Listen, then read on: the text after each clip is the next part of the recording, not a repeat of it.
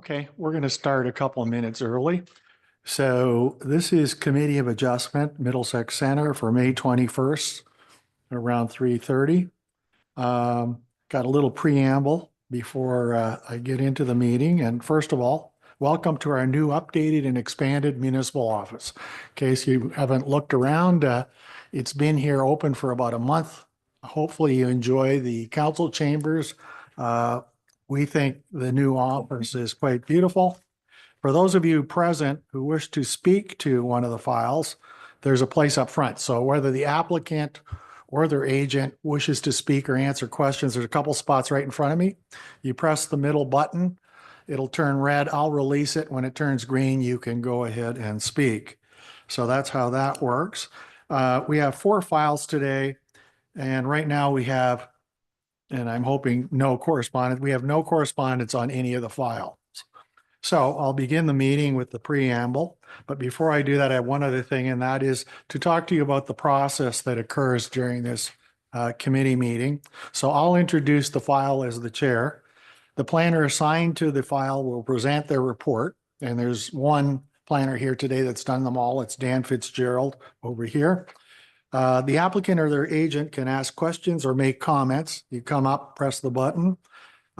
Any public in attendance that wish to speak to that same file can do so. They can come up and do the same thing. And then we look online. Is there anybody online that wishes to speak to the file? And then I turn to the committee members for comments or questions, and then we vote on the application. So that's the process today. We'll try to move it along. So off we go with the preamble. So the meeting is officially called to order. Members of the public are invited to participate in this meeting of the Committee of Adjustment by attending the meeting in person here at Coldstream Community or Coldstream Municipal Office. Members of the public may also access the meeting, which will be live streamed on our Middlesex Center YouTube channel, or by contacting the municipal deputy clerk who sits beside me to receive a registration link to join the meeting electronically. Members of the public wishing to appear as a delegation can register for the meeting by visiting middlesexcenter.ca, participating council meetings, or by contacting the municipal deputy clerk. And that has to happen by 4:30 on the Monday of the week of the scheduled meeting. All requests to delegate are subject to the provisions of the Middlesex Center Committee of Adjustment Procedure Bylaw. Members of the public can choose to delegate in person or by electronic participation. Accessible formats and communication supports are available upon request. So now I'll move to the committee. Are there any additions to the agenda? I see none. Disclosure of pecuniary interest, which is conflict of interest. Municipal Conflict of Interest Act requires any committee of adjustment members declaring a pecuniary interest and the general nature thereof, where the interest of a member of the Committee of Adjustment has not been disclosed by reason of the member's absence from the meeting, to disclose the interest at the first open meeting attended by the member of the Committee of Adjustment and otherwise comply with the act. So item 4 on the agenda, the first thing we'll do is there's the minutes of the April 23rd Committee of Adjustment to receive. So I'll attend motions on that. Do I get a mover? Councilor Arts, Councilor Cates. Okay, can we vote on it? All in favor? Okay, that is carried. And then current application. So there's a little preamble here too. Members of the public that wish to receive further notification on any of the applications being considered today, I ask that you please send an email to the deputy clerk, and her email address is clerk@middlesexcenter.ca, requesting further notification. Please be advised that comments expressed and written material presented are a matter of public record. If you have any questions on any of the applications being heard today, we ask that you direct those to the appropriate planner on file. Members of the public that have requested to speak will be given a maximum of 5 minutes to address council and provide comments on the applications. In keeping with our procedural bylaw and our R-zone policy, I would remind all of our meeting participants to use respectful language and uphold our values of cooperation, trust, and openness. So I've given you the process. So let's go on to the first application, which is 5.1 on our agenda. It's an application for minor variance A082025 6376 Egremont Drive. So this particular lot involved was created through a severance. And this has been filed by Quentin Jarvis on behalf of Shane Johnson for relief from the comprehensive zoning bylaw. So there's a number of issues with the property which needs relief from the comprehensive zoning bylaw. And these are establish a minimum lot area, a minimum frontage, reduction to the front yard setback, and a reduction to the interior side setback. So now I'll turn to our planner on record, who's Dan Fitzgerald. Would you please present your report, Dan? Do I hit this? Right, through the chair, thanks everyone and members of the committee. So the purpose and effect of item 5.1 on the agenda today is with respect to a proposed minor variance application, which does seek reductions to the minimum lot area, frontage requirements, as well as front yard setbacks and interior side yard setbacks. So as proposed, the applicant is seeking the following: a reduction to the minimum required lot area for a motor vehicle service establishment to be 1,720.6 square meters, whereas the bylaw requires a 2,200 square meter minimum. A reduction to the minimum frontage requirement to 30 meters, whereas the bylaw requires a 45 meter minimum for a motor vehicle service establishment. A reduction to the front yard setback of 0.2 meters, whereas the bylaw requires a setback of 38 meters from the center line of the road. And a reduction to the interior side yard setback to 3.8 meters, whereas the bylaw requires 4.5 meters. So this property is located in Lobo, and as committee previously heard, a consent application on this particular site, being consent B15/2024. It did split the site into two parcels that were previously consolidated. So that consent application effectively reversed the previous consolidation to establish the lots as they previously were. Although, as they were previously non-conforming, any new development would be required to meet the new standard in today's bylaw. And as such, the variances from the lot area and frontage are required to recognize today's development standard, even though a motor vehicle use previously existed on the property with the same size and frontage requirements. Likewise, as part of the consent process, the applicant was required to dedicate lands to the County of Middlesex for future road widening purposes. Given the extent of the widening, the property line of the road allowance now sits at 0.2 meters from the front of the existing building. And in order to accommodate an addition, the owner is required to apply for a front yard setback reduction based on that location of the new property line. So the reduction requested reflects the existing building frontage line and does not place the building any closer to the road allowance than it currently sits. The applicant also requested a reduction to the west interior side yard setback. That reduction would facilitate the construction of an addition to the west side of the building that is currently on the site. This property is bordered by highway commercial zone lands to the east, south, as well as west. And it's also bounded by agricultural lands to the north. It does consist of an existing commercial building, which was formerly used as a tire store. It's designated settlement area in the county's official plan, Hamlet and Middlesex Center's official plan, and it is zoned highway commercial in this comprehensive zoning bylaw. So as noted in the planning report, staff are supportive of the proposed minor variances as they are not considered, they are considered to meet the four tests of the Planning Act. Additionally, it is noted that the site is not changing from the previously approved uses and as such is not considered to have a greater impact than was there previously. The variances generally seek to maintain the existing permissions of the former motor vehicle use, while also legally recognizing the front yard reduction based on the road dedication requirements of the consent. Also, permitting the small encroachment into the interior side yard of the existing commercial building is not considered to have a great impact. As the requested variances are not considered to have a negative impact on adjacent lands, planning staff do recommend approval of the variance. And I'm certainly available to answer any questions that the committee may have. Thank you, Dan. I'll now turn to the applicant or their agent if, oh, they're online, okay. Nobody's here then for this file? No, okay. So I'll turn online then. Is this agent Rachel Rogers Stewart? Yes. Good, okay. So, do you have anything to talk to with respect to this file? I was just going to provide another summary, but I think that Dan did an amazing job. So I don't, unless there are additional questions, I think that he summarized it perfectly. So if you can let me know if you have questions, I can respond to anything. Okay, so I do have one question to kick it off. It says this property is going to be used for a motor vehicle service establishment. What is that? It's going to be crown rust control. They essentially just complete refinishing on this like finish of a car. Okay, so you're there to take questions, so I'm going to look out. I don't think there's anybody in the public here who wishes to speak to this. There's nobody else online that wishes to speak to this.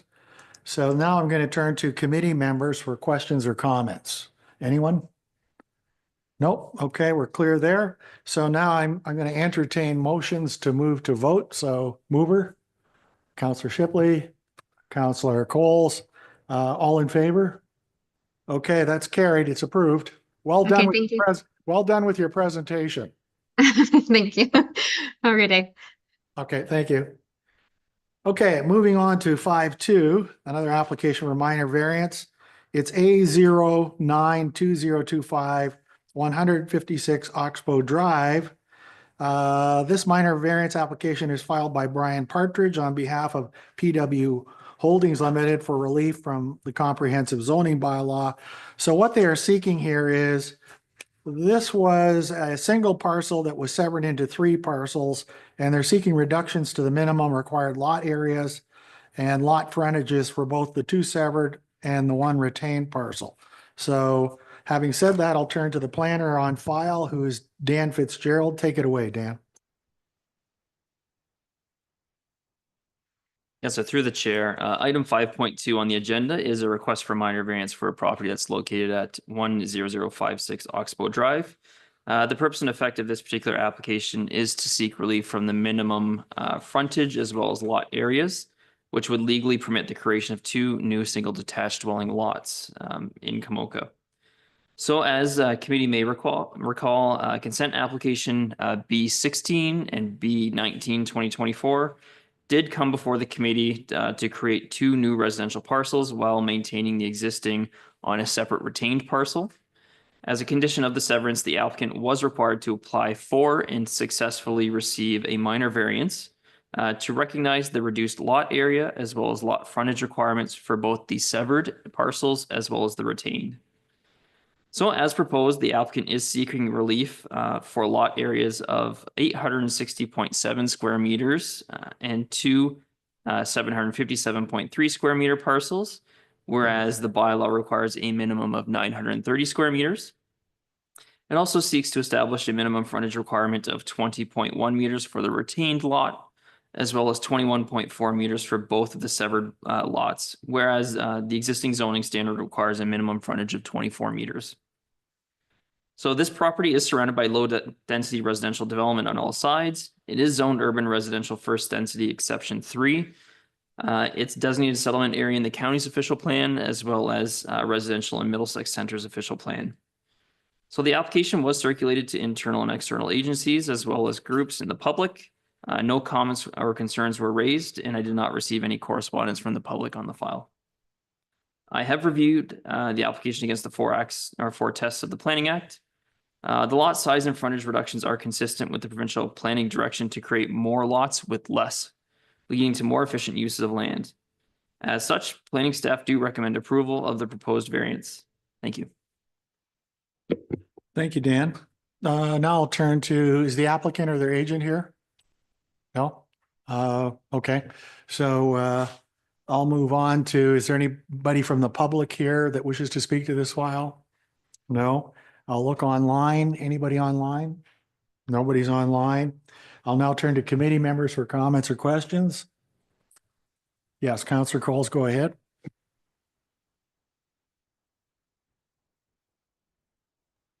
Great, thank you. So through the chair to Dan, thank you for emailing me earlier about my question, but I just want to make a statement just regarding this plot because it actually has a lot of mature trees on it. And as you move into planning for the lots, I'd like to see as many existing trees retained as possible through the course of the development. We all know trees are vital to the health and beauty and sustainability of our community, and every effort should be made to preserve those mature growth trees when feasible. I do understand that we don't have a bylaw in place for that, but in cases where tree removal is unavoidable, I'd like to see those losses offset by incorporating an equal or greater amount of replacement trees in the final plan, ensuring that we maintain and enhance our urban canopy for our future generations. Thank you. Okay.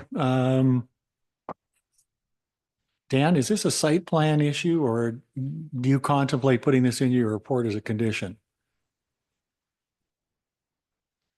Yeah, so through the chair, just having a little sidebar here with Stephanie as well on that. So because the variances are required to actually clear the consent, it would be difficult for us to place a condition on it to require the maintenance or retaining of said trees. And unfortunately, in this situation, because it's only a single family home, site plan control doesn't apply. But we can certainly work with the landowner to try and maintain as much of the existing vegetation as possible on the lot. I know I have brought it up in the past with this particular landowner, and certainly we do seek replacement standards for trees for any ones that are removed. So we'll certainly work with them. We'll take it into advisement, but I'm not sure we can actually add a condition for that requirement. Yes, I understand there is no site plan for a minor variance, so you'll do your best to talk to the applicant. Okay, thank you. Hopefully that's all we can do, Councillor Coles.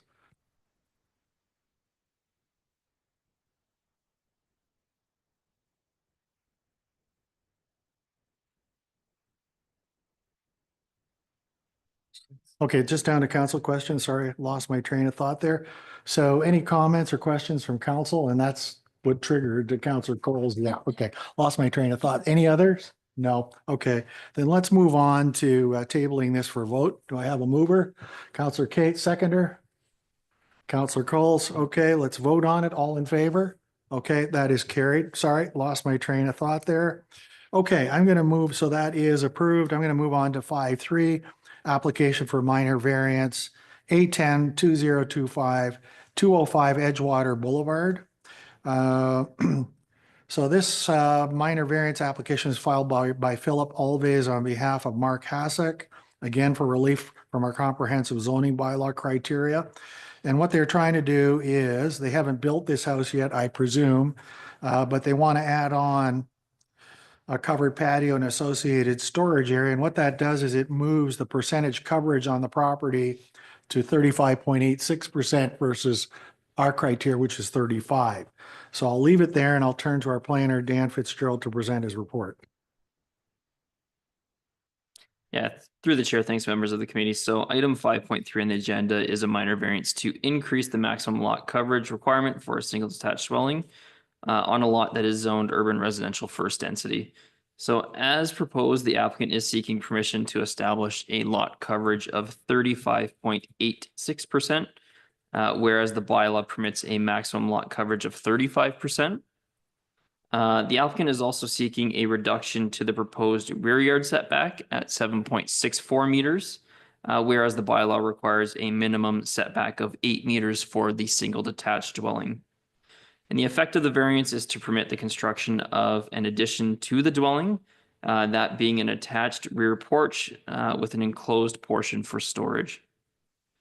So the subject lands are located in Kamuka-Kilworth. It's bordered by residential development to the east, south, and west, as well as a stormwater management pond to the north. The land is currently vacant and construction is underway on a single detached dwelling. It is municipally serviced. The property is designated settlement area in Middlesex County's official plan, residential and Middlesex Center's official plan, and as alluded to, zoned residential first density zone in Middlesex Center's comprehensive zoning bylaw. So we have reviewed the request for the minor variance against the 4 tests of the Planning Act. This is a bit of a unique situation. I would say, in that the proposed structure on the rear is considered part of the single detached dwelling rather than accessory structure, as it is attached by roof line to the house. Therefore, it's considered as part of the overall lot coverage for the dwelling, even though it does not exceed the maximum permissions for an accessory structure. So likewise, the accessory structure would only require a rear yard setback of 1.5 meters, whereas a house requires an 8-meter setback. So if the structure was detached, it could be built closer to the rear yard line than the requested 7.64 meters. The application was circulated to staff as well as external agencies and the public in advance of today's meeting. We did not receive any objections, and no comments were received in opposition. So in review of the variance, it was determined that there was no perceived negative impact to the existing neighboring landowners, and as such, I am recommending approval for minor variance application A10-2025. Thank you. Thank you, Dan. So I'll now turn to the audience. Is the applicant or their agent here? You are, sir. Do you agree with what the planner has said? Okay, so you don't wish to speak to the file then, correct? Okay, that's good.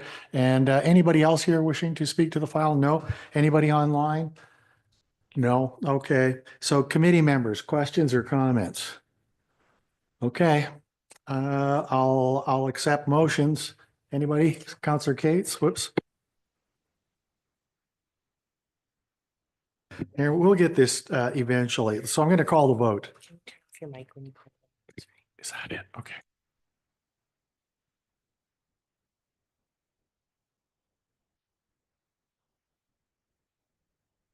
That's carried, sir. There we go. Okay, next file. Item 5.4, application for consent B 052025, 12538 8 Mile Road. This is a consent application to establish an easement for servicing and maintenance of a hydro line and the access road to this property or house. This was a previous surplus farm residence severance. Hopefully I've stated that. Is it the road as well, Dan? And maybe you could talk to that, or the access lane. So I'll now turn to Dan Fitzgerald for his report. Yeah, so through the chair, thanks, members of the committee. So as alluded to, item 5.4 on the agenda today is with respect to a request for consent, and that being file number B5-2025. So the purpose and effect of this consent application is to seek the establishment of a shared access as well as servicing easement between the proposed severed and retained parcel from consent application B13-2023. So as a condition of that consent, the applicant is required to either establish a separate access and relocate the hydro line or seek the establishment of easement through consent. So the effect of this particular consent would be to maintain that access as it currently exists, as well as the hydro line on the retained farmland, which would be through the proposed severed surplus dwelling lot.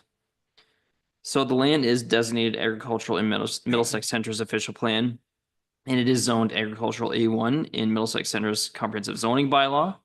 It is surrounded by agricultural lands and crop production and does maintain an existing farm dwelling, various barns, drive sheds, grain bins, as well as the agricultural lands and crop production. So generally, I would note that we typically seek to establish separate access as well as services to be maintained on separate lots when surplus dwellings are severed from farm parcels. However, there are situations that do exist where it is determined that an easement could be considered an appropriate option, where a separate access is potentially not feasible or would remove farmland from crop production. So in this particular instance, due to the length of the lot and location of the farm buildings, it is considered a better option to have an easement provide access and servicing to the severed and retained parcels rather than removing lands from crop production to provide access to the rear. So this application was circulated to internal departments as well as external agencies as well as the public. We did not receive any objections and no comments from the public were received either. So as such, I am recommending approval of consent application B5-2025 in order to permit the establishment of the shared access and servicing easement subject to the conditions that are listed in the report. Thank you. Thank you, Dan. Is the applicant or their agent here? Did you wish to say anything, sir, or is this acceptable? Okay, thank you very much. And I'll now go, anybody else in the public here wishing to speak to this file? No? Oh, he's staff, okay. Jeez, he should have a sign that says staff, okay. Okay, anybody online? No? No? See nobody? Okay. So committee members, questions or comments? Counselor Arts, go ahead. Oops. There we go. I'm on. Could you press your button? I think I'm good. Yeah. Okay. Yeah, through the chair. I'm not in favor of residential houses and agricultural operations sharing the same laneway. And most of it's due to safety. A lot of it's due to safety concerns because that house can have little kids and agricultural equipment can be a very, very bad day. But that being said, policy dictates this is acceptable.